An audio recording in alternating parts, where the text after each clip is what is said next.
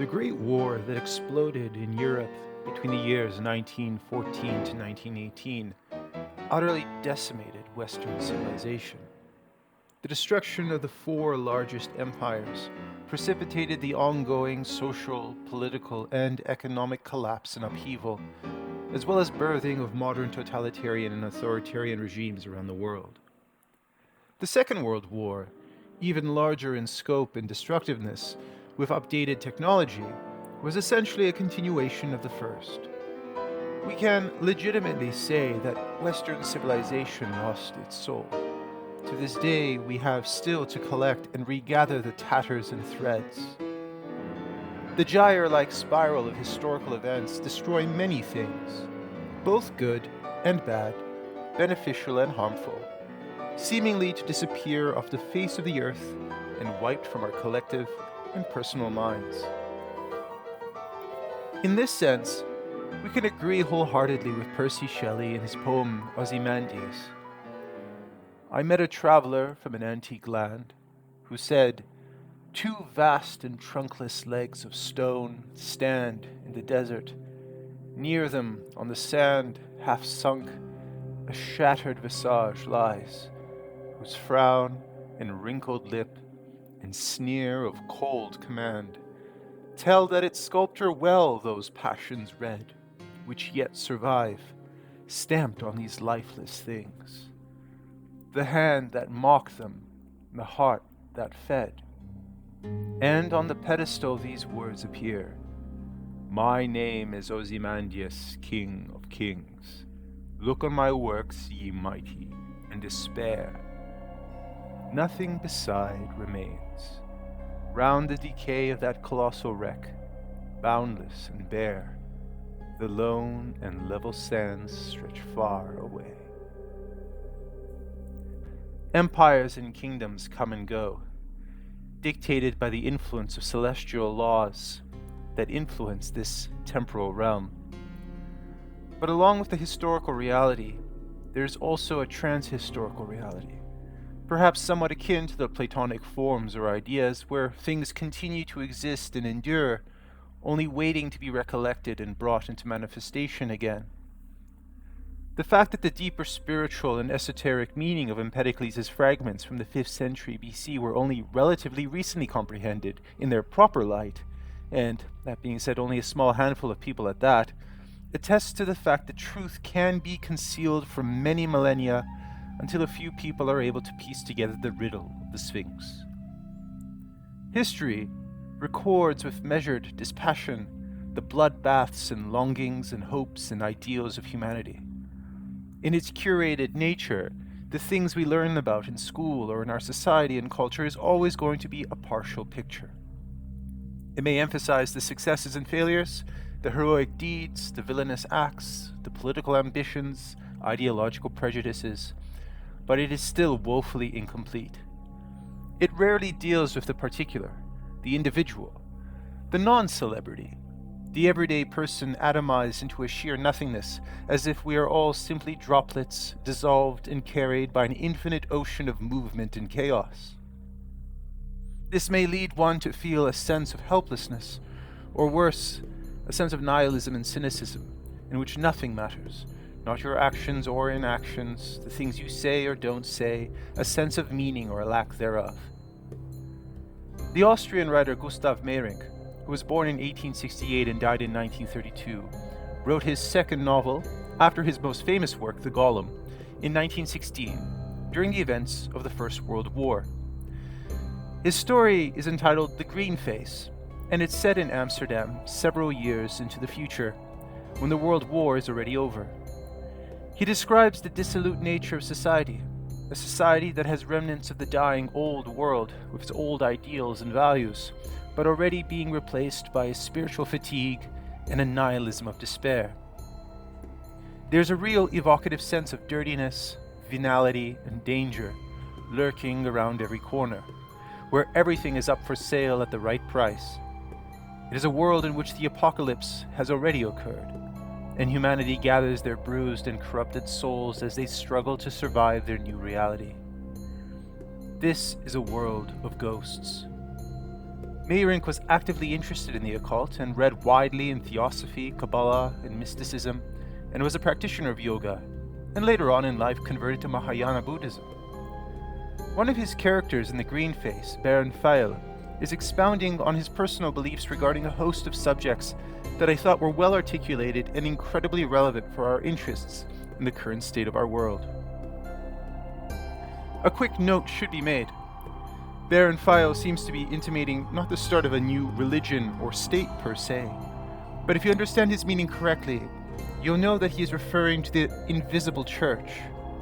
Carl Jung, scattered throughout his writings, refers to this invisible church in the Ecclesia Spiritualis, as well as the secret church, not to be confused with a church as an organization embodied in the material world, but something along what A.E. Waite understood it as.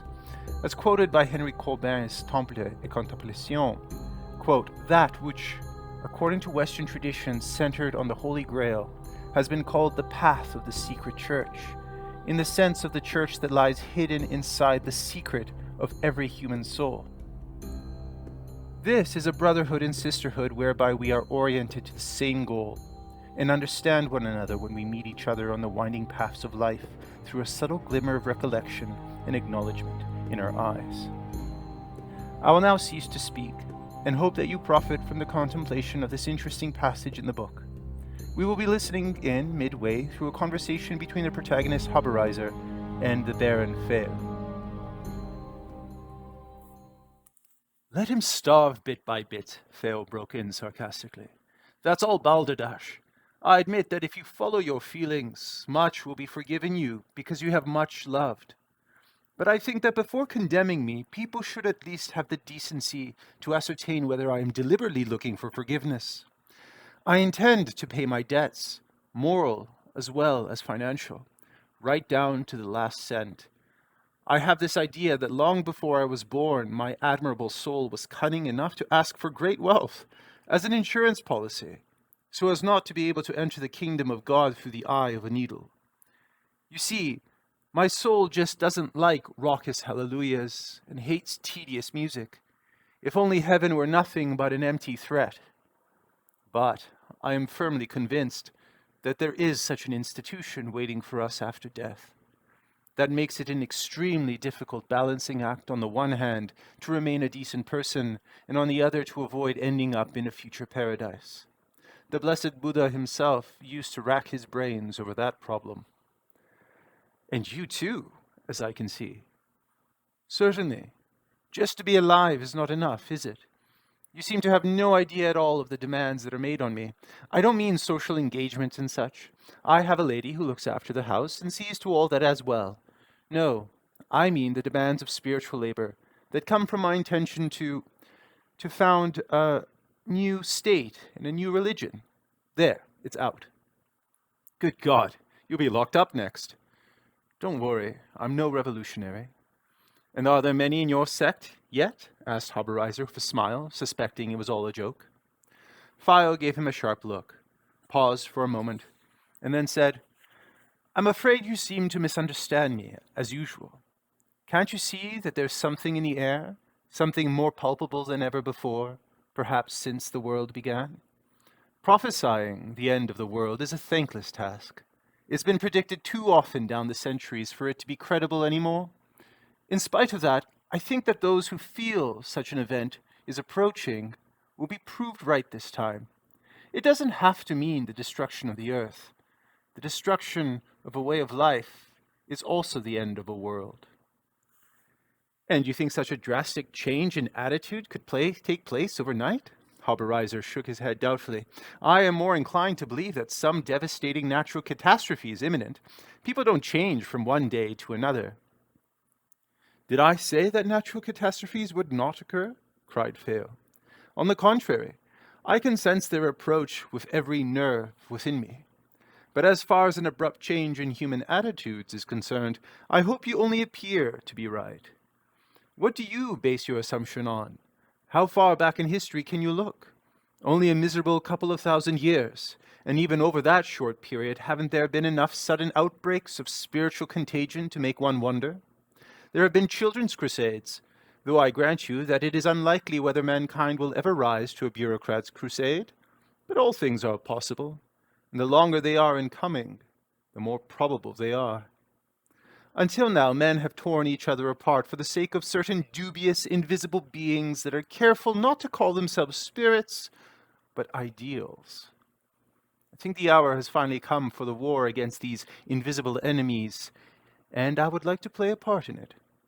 For years I have been aware that I was being trained in spiritual warfare, but until now I have never had this clear feeling that a great battle against these damned ghosts is at hand. I tell you, once you start clearing out all those false ideals, there's no end to it. You have no idea what piles of humbug brazenly posing as truth you have inherited. That's what I call founding a new state, you see, this clearing the mind of intellectual lumber. However, out of consideration for the existing order, and out of courtesy towards my fellow human beings, God forbid I should try to impose my views about inner truthfulness and unconscious hypocrisy on them, I decided from the outset that my state, I call it the germ-free state because it has been thoroughly disinfected of the spiritual virus of false idealism, should only have one subject, namely myself. I am also the only millionaire of my belief. I have no need of converts. I see you're not much of an organizer then, said Haberreiser in relief. Nowadays everyone thinks they can organize.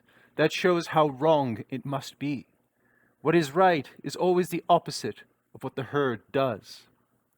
Files stood up and started walking up and down. Even Jesus did not attempt to organize people. He just set an example. Madame Ruckstenat in the company naturally assumed the right to organize all and sundry. Only nature and the world spirit have that right. My state will last forever. It doesn't need an organization. If it did, it would have failed. But, my dear Baron, if your state is to have any point at all, it must eventually consist of more than one person. Where are you going to find your citizens? Listen, if one man has an idea, that just means that many others will have the same idea at the same time. Anyone who doesn't see that doesn't know what an idea is. Thoughts are contagious, even if they are not expressed. Perhaps most contagious when they are not expressed. I am firmly convinced that at this very moment a large number have already joined my state and eventually will flood the world. We have made great progress in physical hygiene. People even disinfect doorknobs so as not to catch some disease. But I tell you, there are certain slogans that transmit much worse diseases. Racial and ethnic hatred, for example, demagoguery and such. They need a much stronger disinfectant than we use on doorknobs. You want to eradicate nationalism, then? I'm not going to weed-kill things in other people's gardens that won't die of their own accord, but in my own I can do as I like. Nationalism seems necessary for most people, I admit, but it is high time there was a state whose citizens were held together not by borders and a common language, but by their outlook. That will still allow them to live as they like. In a certain sense, people are right to laugh at someone who says he intends to transform mankind. But they overlook the fact that all that is needed is for one person to transform himself root and branch. His achievement will never fade, whether the world recognizes it or no. Anyone who does that tears a hole in the established order that will never heal, whether the rest notice it immediately or in a million years. All things that come into being remain. They only seem to disappear. That is what I want to do, to tear a hole in the net in which mankind has caught itself, and not by preaching, but by escaping from the meshes myself. Do you think there is any causal connection between the catastrophes you believe are imminent and the change of attitude you assume is about to come over mankind? Asked Haberreiser. Of course, it will always seem as if it is some physical calamity, a huge earthquake, for example, that makes men search their conscience. But that is an illusion. The question of cause and effect, or so it seems to me, is quite different. We can never perceive causes. All that we can see is the effect. What appears as the cause is only the first symptom.